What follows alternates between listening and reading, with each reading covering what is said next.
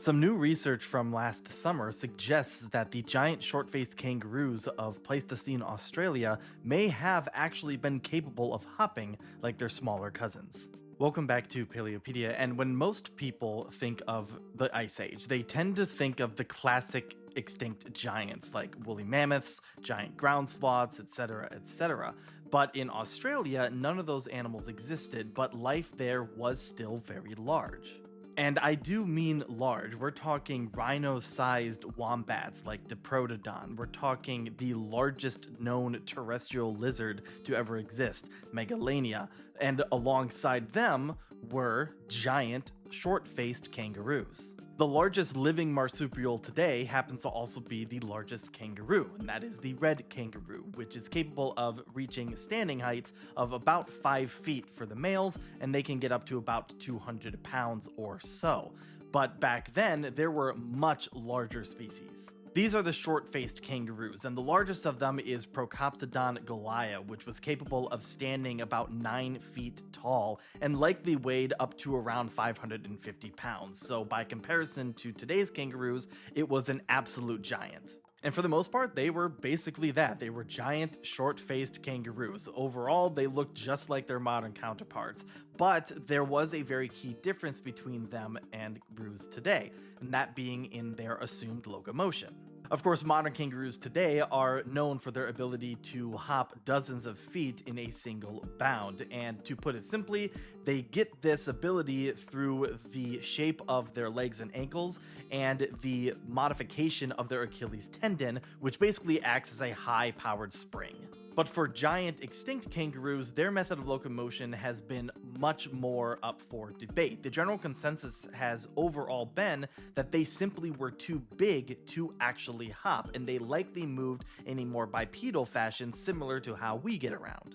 Previous research has indicated that kangaroos weighing more than 350 pounds simply weren't able to hop because the weight of their bodies would have ruptured the ankle tendon that powered the hopping to begin with. So short-faced kangaroos like Procoptodon were simply too big to hop. However, Megan Jones, a mammal evolution researcher at the University of Manchester in England, says that previous research was based off scaling up modern kangaroos to the sizes of the extinct ones to get an idea of how those animals might have moved, and in doing so, they might have accidentally missed key anatomical features of the extinct species. So, Jones and her colleagues looked at a mixture of hind limb bones from extant and extinct kangaroos and some of their relatives, measuring approximately 139 modern specimens and 40 fossils, covering about 63 species. The team focused on two primary factors that could help them determine if giant kangaroos were in fact capable of hopping: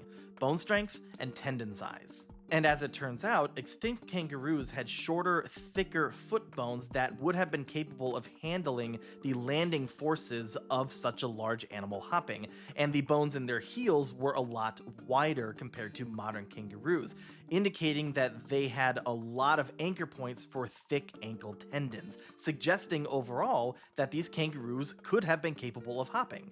Of course, this doesn't necessarily mean that they actually were hopping like modern kangaroos. All this research suggests is that they were at least capable of hopping, according to Megan Jones. According to the study's co-author Katrina Jones, the extinct kangaroos likely weren't making really long bounding journeys like modern kangaroos do today. If they did hop at all, they probably kept it to sudden, brief stints of hopping overall. Some of the reasons behind those potential brief hopping stints could have been to traverse rougher terrain or to escape predators like the marsupial lion, Thylacoleo, but they seem to have been a little bit more diverse in their movements compared to their modern counterparts overall. Some of the giant kangaroos seem to maybe have been comfortable walking around on all fours, and some, like Procoptodon, probably still were able to travel bipedally the way that we do, but this does suggest that they had a lot wider range of locomotion and were capable of hopping than we thought previously. To put it simply, this study suggests that the extinct kangaroos were probably capable of hopping. Whether they did or didn't is still up for debate, of course, but the study can help us better understand how these giant kangaroos might have gone extinct, simply because we now have a little bit more information about how they behaved overall. Sometimes, when studying how an animal went extinct, especially animals like short-faced kangaroos, which went extinct really recently, around 40,000 years ago or so, you have to just have an understanding of what they were doing when they still lived. And this study can help us do that and give us an idea of what the giant hoppers of Australia might have been up to.